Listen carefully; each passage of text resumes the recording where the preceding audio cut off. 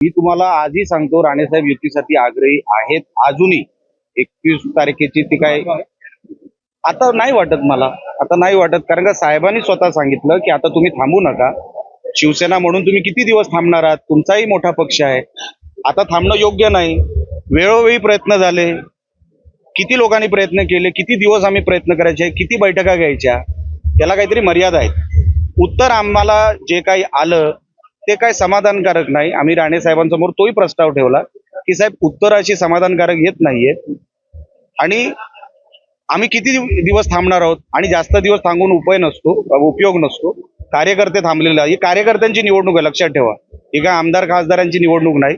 म्हणून आम्ही डिसिजन घेतला, जिथे शिवसेनेला सोयीचं वातावरण आहे, चांगलं वातावरण आहे, चांगले उमेदवार आहेत, चांगल्या उमेदवारांसाठी प्रचार करता येईल अशा उमेदवारांना आम्ही पाठिंबा देणार.